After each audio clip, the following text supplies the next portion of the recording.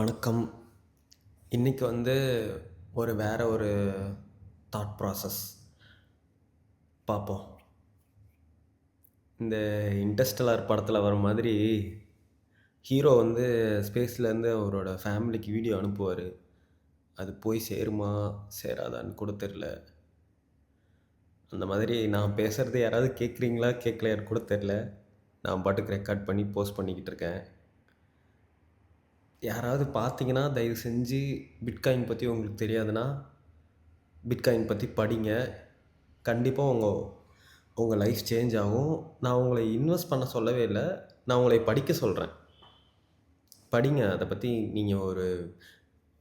நீங்கள் காலேஜ் போகிறீங்க, கிட்டத்தட்ட ஒரு ஸ்கூல் ஒரு 5 வயசில் சேர்ந்து ஒரு 20 வயசு வரைக்கும் காலேஜ் போவோமா? 15 வருஷம் ஸ்கூல் படிக்கிறோம்.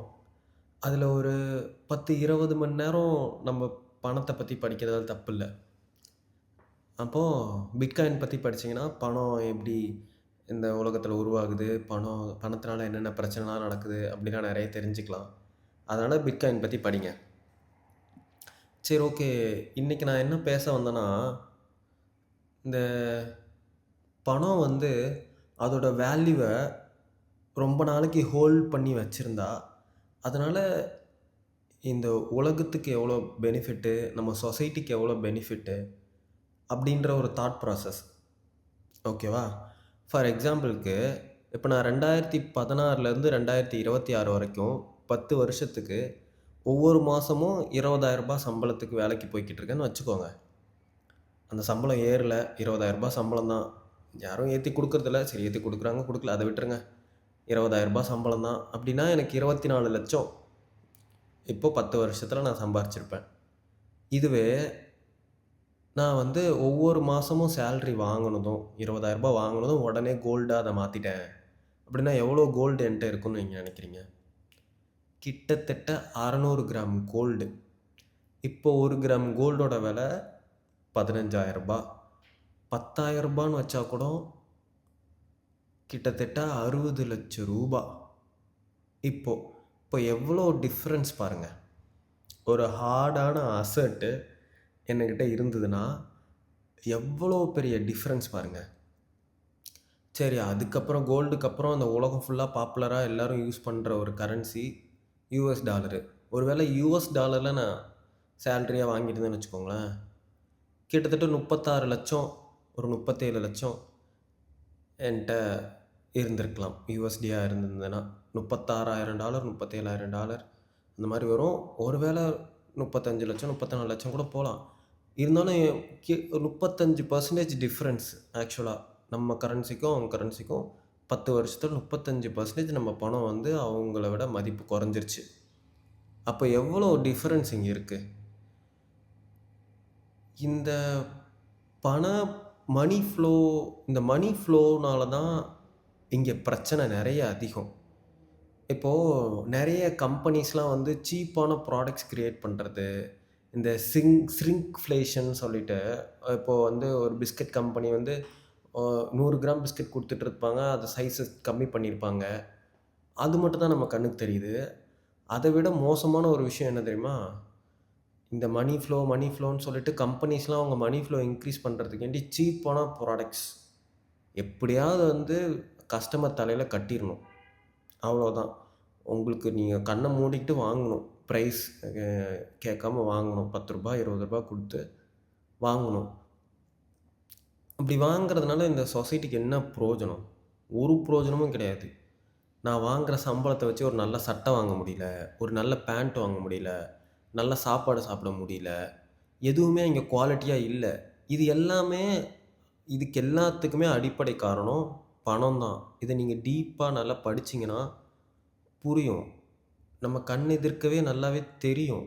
நீங்கள் பார்த்தாவே சீப்பான ப்ராடக்ட்ஸ் எப்படிலாம் ஹோட்டலில் சீப்பாக கஸ்டமருக்கு ஒரு சர்வீஸ் கொடுக்கலாம் அப்படின்னு தான் எல்லோரும் யோசிக்கிறாங்க. ஏன்னா பணப்புழக்கம் அவ்வளோ அதிகமாக இருக்குது. எப்படினாலும் வாங்கி சாப்பிட்டு தான் ஆகணும். இப்போ இதே நீங்கள் கோல்டு ஸ்டாண்டர்டில் இருக்கீங்கன்னு வச்சுக்கோங்க. கோல்டு தான் ஒரு பணம் அப்படின்னா 1 கிராம் கோல்டு உங்கள்கிட்ட இருக்குது. அதை வந்து ஏதாவது ஒரு ப்ராடக்ட் உங்கள்கிட்ட விற்று வாங்கணுன்னா அவங்க நல்ல குவாலிட்டியான ப்ராடக்ட்ஸ் கொடுப்பாங்க. உண்மையாமே தான். நீங்கள் அது அது நீங்கள் யோசிச்சு பாருங்கள். கோல்டு அவ்வளோ சீக்கிரமாக நீங்கள் கொடுக்க மாட்டீங்க. உங்கள்கிட்டருந்து கோல்டு வாங்கணுன்னா ஒரு நல்ல வேல்யூவான ப்ராடக்ட் உங்கள்கிட்ட கொடுத்தா தான் நீங்கள் கோல்டு கொடுப்பீங்க. ஏன் நம்ம கோல்டு அவ்வளோ சீக்கிரம் கொடுக்க மாட்டோன்றோன்னா, ஏன்னா நமக்கு தெரியும் அது அது அது வந்து லாங் டேர்மில் நல்ல அதோட வேல்யூவை ஹோல்ட் பண்ணுன்னு.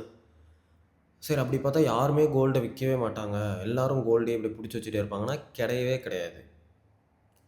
நீங்கள் இப்போது ரூ. 20,000 நான் சம்பளம் வாங்குறேன். என்னோடய சம்பளம் வந்து ரூ. 20,000 விட்டுருங்க. 2 கிராம் சம்பளம் 2 கிராம் கோல்டு வந்து நான் சம்பளமா வாங்குறேன். ஒரு லேப்டாப் வாங்கி என்னோடய ஸ்கில்லை நான் இன்னும் கொஞ்சம் அதிகப்படுத்திக்கிட்டா 3 கிராம் 4 கிராம் வாங்கலாம் அப்படின்னா, அந்த 2 கிராம் கொடுத்துட்டு நான் லேப்டாப் வாங்கி என்னோடய ஸ்கில்லை இம்ப்ரூவ் பண்ணிக்க மாட்டேனா? கண்டிப்பாக இம்ப்ரூவ் பண்ணிப்பேன். நான் கோல்ட வச்சுட்டு ஒரு நல்ல இப்போ இருக்க வீடு வந்து எனக்கு எனக்கு கரெக்டாக இல்லை, நான் ஒரு 20 வருஷம் சம்பாரித்து ஒரு நல்ல வீடு கட்டிக்க மாட்டேனா? கண்டிப்பாக கட்டிப்பேன். எல்லாமே குவாலிட்டியானதா மாறும். நீங்க ஒரு 300, 400 வருஷங்களுக்கு முன்னாடி பார்த்தீங்கன்னா, நம்ம கோயில்ல இருந்த சிலைலாம் கல்லுல அவ்வளோ அழகழகா செதுக்கியிருக்காங்க. கட்டிடக்கலை அவ்வளோ அழகா இருந்திருக்கு. ஏன்னா, அப்ப எல்லாரும் பணம் வந்து அதோட வேல்யூ ஹோல்ட் பண்ணுச்சு. அடிமைத்தனம் இருந்தது. நெறைய சொரண்டுனாங்க. அதெல்லாம் வேற விஷயம். இருந்தாலும் பீப்பிள் மோர் கிரியேட்டிவா இருந்தாங்க. இப்ப பாருங்க சிமெண்ட்ல எல்லாம் புடிச்சு புடிச்சு சிலை வைக்கிறாங்க. நான் மதத்த பத்தி அதெல்லாம் பேச வரல. ஃபார் எக்ஸாம்பிளுக்கு சொல்றேன். அப்போ இப்போ வந்து இயற்கைய சுரண்டக்கூடாதுன்னு மக்கள்லாம் வந்து சிமெண்ட்ல இது பண்றாங்க. ஒண்ணும் கிடையாது. இருக்கிற மலையெல்லாம் சுரண்டி எடுத்துட்டு தான் போயிட்டுருக்காங்க. அப்படிலாம் ஒண்ணுமே கிடையாது. அ சீப்பான ப்ராடக்ட் எப்படி கிரியேட் பண்ணலாம்? எப்படி விலை கம்மியா நம்ம வேலை பார்க்கலாம்? அதுதான். அதுதான் இங்க மோட்டிவ். ஒரு குவாலிட்டியான பொருள் குடுக்கணும்னு யாருக்கும் மோட்டிவ் கிடையாது. இதுக்கு ஃபண்டமெண்டலா உள்ளது பணம் அதோட வேல்யூவ ஹோல்ட் பண்ணல. உங்கள்ட்டருந்து ஒரு விஷயம் வாங்குறது கஷ்டம்னா, அது ஒரு கம்பெனி வாங்குறது கஷ்டம் அப்டின்னா, அவங்க வந்து ஒரு குவாலிட்டியான பொருள் குடுத்தா தான், நீங்க அந்த பொருள் தருவீங்கன்னா, குவாலிட்டியான ப்ராடக்ட் அவங்க மேக் பண்ணுவாங்க. கம்பெனிஸ் கண்டிப்பா மேக் பண்ணுவாங்க. இது கார்ப்பரேட்டோட கிரீடு அதெல்லாம் இல்ல. வேற வழி இல்ல அவங்க சர்வைவ் பண்ணணும்னா, அத பண்ணி தான் ஆகணும். அதனால தான் இப்படி எல்லாரும் பண்ணிட்டுருக்காங்க. அப்போ கொஞ்சம் இந்த பிட்காயின் பத்தி படிங்க. ஒரு பணம் அதோட வேல்யூவ ஹோல்ட் பண்ணுனா, ஒரு பணம் அது ஃபிக்ஸ்டு சப்ளையா இருந்தா, 10 வருஷத்துக்கு அப்புறம், 20 வருஷத்துக்கு அப்புறம் நம்ம சமுதாயம் எப்படி இருக்கும்னு யோசிச்சு பாருங்க. ரொம்ப என்ன சொல்றது? எல்லாம் பீப்பிள்லாம் ரொம்ப கிரியேட்டிவா இருப்பாங்க. ரொம்ப இன்னோவேட்டிவா இருப்பாங்க. இப்போ இந்த போற மாதிரி 9 டூ 5 ஜாப்க்கு போயிட்டு, ஏதோ சாப்ட்டுட்டு அப்படி வாழ மாட்டாங்க. எல்லாரும் சொல்லலாம், "நம்ம படிச்சுட்டோம். எஜுகேஷன் சிஸ்டம்லாம் வளர்ந்துருச்சு." நான் இந்த எஜுகேஷன் சிஸ்டம் இதுக்கெல்லாம் எகெயின்ஸ்ட்டா பேச வரல. இருக்கு தான் எஜுகேஷன் சிஸ்டம் இருக்கு தான். ஆனா, உங்கள சிந்திக்க விட மாட்டேங்குது எஜுகேஷன் சிஸ்டம். இப்போ 1900லாம் நெறைய கண்டுபிடிப்புகள் வந்து நெறைய புது புது விஷயங்கள் கண்டுபிடிச்சாங்க.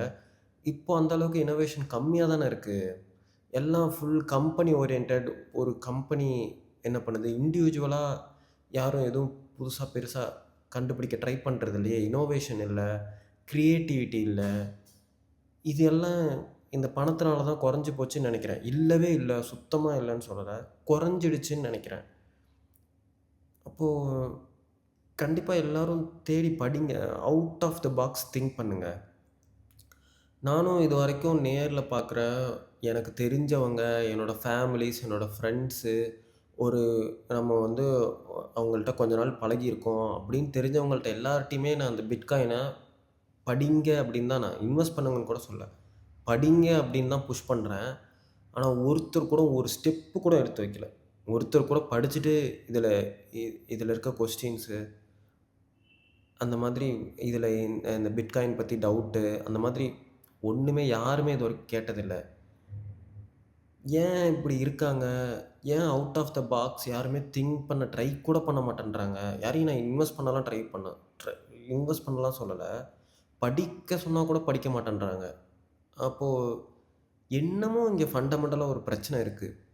பிட்காயின் கண்டிப்பா 20 வருஷத்துக்கு அப்புறம் அது ஒரு ஒரு நல்ல நிலைமையில தான் இருக்கும். அது கண்டிப்பா ஒரு நல்ல மானிட்டரி சிஸ்டமா இருக்கும்னு நான் நம்புறேன். அது கொஞ்சம் கொஞ்சமாக எல்லாரையும் மாற்றும். ஆனால் நீங்கள் கொஞ்சம் நம்ம சைட்லேருந்து, நம்ம சொசைட்டி சைட்லேருந்து நான் புஷ் பண்ணணும்னு நினைக்கிறேன். எல்லாரும் படிங்க. கொஞ்சம் நல்லா தெரிஞ்சுக்கோங்க. வணக்கம்.